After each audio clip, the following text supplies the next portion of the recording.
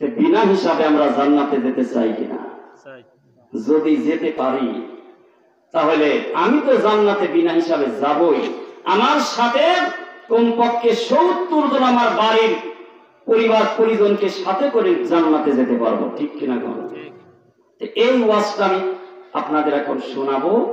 নবী বলেন যে 3 শ্রেণীর লোকের হিসাব হবে না। এই নাম্বার আল্লাহর নবী বলেন সেই ব্যক্তির কিয়ামতের দিন হিসাব হবে না যেই ব্যক্তি এই দুনিয়াতে তাহাজ্জুদের নামাজ পড়েছে, গভীর রজনীতে আল্লাহ তাআলার কাছে কেঁদেছে, চোখের পানিতে বুকটা ভাসায় দিয়েছে। আল্লাহ রাসূল আর এক হাদিসে বলেছেন আয়নানে লা তামাসসাহুমান নারু, এমন 2টি চোখ আছে ওই 2টি চোখে জাহান্নামের আগুন লাগবে না। সুবহানাল্লাহ। 2টি চোখে জাহান্নামের আগুন লাগবে না। কয়টা চোখ? 2টি চোখ। 2টি চোখে লা তামাসসাহুমান নারু, আয়নানে লা তামাসসাহুমান নারু, 2টি চোখে জাহান্নামের আগুন লাগবে না। 1 নাম্বার চোখ হলো আইনুন বাকাত মিন খাশিয়াতিল্লাহ, যেই চক্ষু এই দুনিয়াতে আল্লাহর ভয়ে কেঁদেছে, জাহান্নামের ভয়ে এই দুনিয়াতে যেই চক্ষু থেকে পানি ঝরেছে, চক্ষু রাতের অন্ধকারে আল্লাহর ভয়ে কেঁদেছে, জাহান্নামের ভয়ে কেঁদেছে, ওই চক্ষু জাহান্নামে যাবে না। কিয়ামতের দিন আমার আল্লাহ রাব্বুল আলামিন ডাক দিয়ে বলবেন, হে আমার বান্দারা, তোমাদের মধ্যে যেই ব্যক্তি সবাই যখন রাতে ঘুমায় পড়েছে, কিন্তু আমার কিছু বান্দা ঘুমায় নাই, তাহাজ্জুদের নামাজ পড়ে তাহাজ্জুদের নামাজ আদায় করে আমার দরবারে হাত তুলে কেঁদেছে, চোখ দিয়ে পানি ঝরেছে, এই বান্দাগুলো কোথায়? কোথায়? আসো, আজকে তোমরা আমার দরবারে হাজির হয়ে যাও। লা হিসাবা, তোমাদের কোনো হিসাব হবে না, তোমাদের জিজ্ঞাসা করা হবে না তোমরা দুনিয়ায় কি করেছিলে, কি নামাজ পড়ো নাই কেন, নামাজ কি পড়েছিলে, রোজা কি রাখছিলে, এই সম্পর্কে আল্লাহ কোনো কথা জিজ্ঞাসা করবে না। আমার আল্লাহ রাব্বুল আলামিন সরাসরি বলে দিবেন ইনতালিকুল আব্দু ইলাল জান্নাতে, আমার এই বান্দাদেরকে তোরা জান্নাতে নিয়ে যা। 1 নম্বরে জান্নাতে যাবে কারা? যারা এই দুনিয়ায় আল্লাহর ভয়ে কেঁদেছে। কার ভয়ে? কাঁদিছে ভয়। আল্লাহ বলেন ইয়া আইয়ুহাল্লাযীনা আমানু ইত্তাকুল্লাহ হাক্কা তুকাতিহি ওয়া লা তামুতুন্না ইল্লা ওয়া আনতুম মুসলিমুন।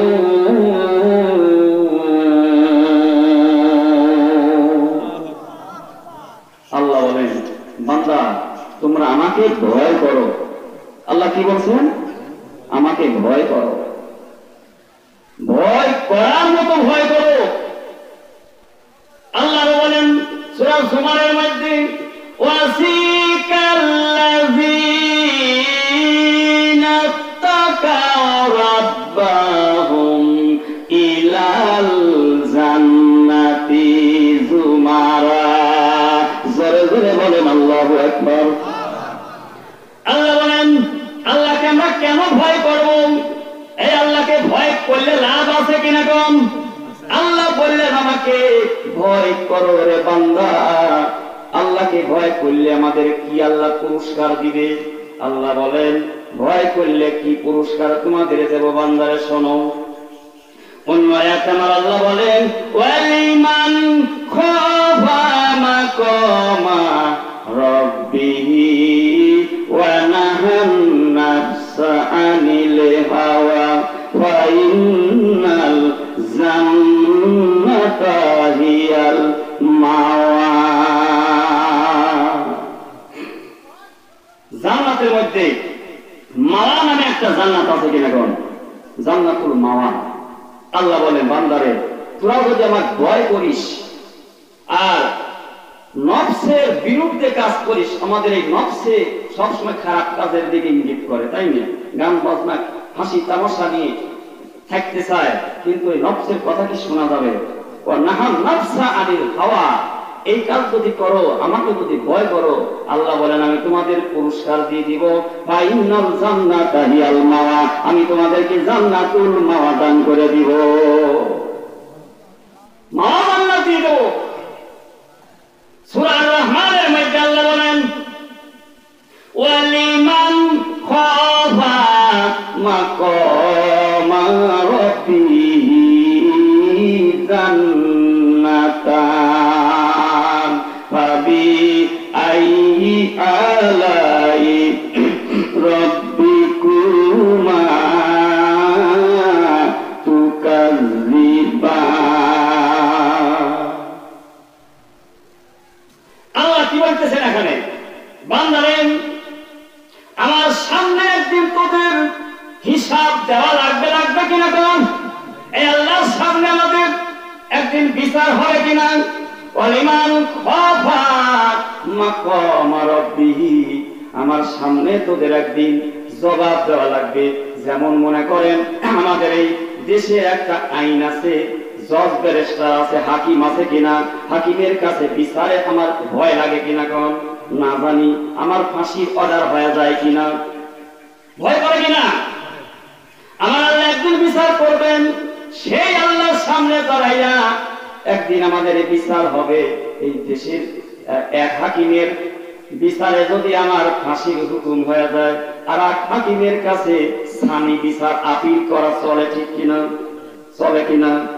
আপিলে এবার রায়টা উল্টায় যেতে পারে, বদলায় যেতে পারে, কিন্তু আমার আল্লাহ যেটা রায় দিবে সেটা কি পরিবর্তন হবে? কারণ কিয়ামতের দিন আমার আল্লাহ জান্নাতে দেওয়ার জন্য আল্লাহ শুধু একটা করে ওসিলা খুঁজবে। সুবহানাল্লাহ, আল্লাহ কত দয়ার আল্লাহ।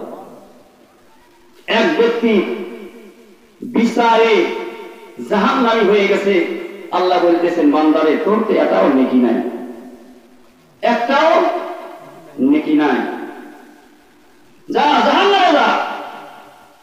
যেই আল্লাহ বলেছে জাহান্নামে যা, বান্দা অমনি মারছে, এমন জোরে দৌড় মারতেছে জান্নাতে, জাহান্নামে কোনে যাচ্ছে?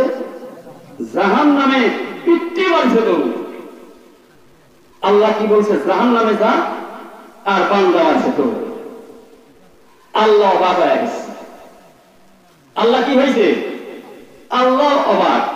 আল্লাহ গায়ে ফেরেশতারা, বান্দাকে জাহান্নামে যেতে বললাম, আর বান্দা এত জোরে দৌড়ায় কে? বান্দা বোধ হয় বোঝে নাই যে জাহান্নাম আযাবের জায়গা। এই বান্দাকে আমার কাছে আবার ফিরিয়ে নিয়ে আয়, ফিরায় না হবে। এইবার আমার আল্লাহ ওই বান্দাকে জিজ্ঞাসা করবেন, বান্দারে আমি তোকে জাহান্নামে যেতে বললাম, আর তুই অমনি জাহান্নামে দৌড় দিলি, তুই কি জানিস না জাহান্নাম আযাবের জায়গা? বান্দারে তুই জানিস না বুঝি? এবার বান্দা বলতেছেন, আল্লাহ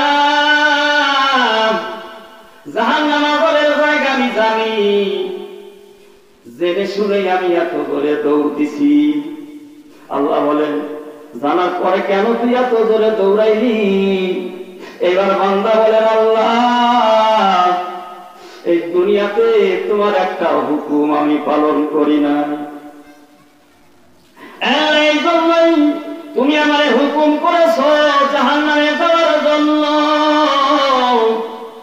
তাই চিন্তা করে দেখলাম আল্লাহর হুকুম দুনিয়াতে একটাও পালন করলাম না, অন্তত পক্ষে এই পরকালে আসিয়া আল্লাহর একটা হুকুম পালন করি।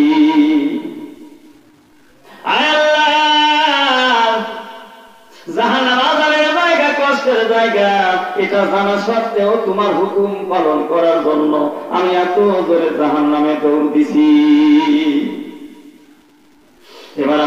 তাআলার রহমতের দরিয়ায় দোষ শুরু হয়ে যাবে। আমার আল্লাহ রাব্বুল আলামিন এইবার ফেরেশতাদেরকে ডাক দিয়ে বলবে, ফেরেশতারা রে, আমার যেই বান্দা আমার হুকুম পালন করে আমি সেই বান্দাকে কোনোদিন জাহান্নাম দিতে পারি না।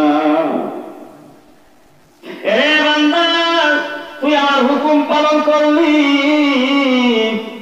আর আমার যে বান্দা আমার হুকুম পালন করে আমি তাকে কোনোদিন জাহান্নাম দিতে পারি না।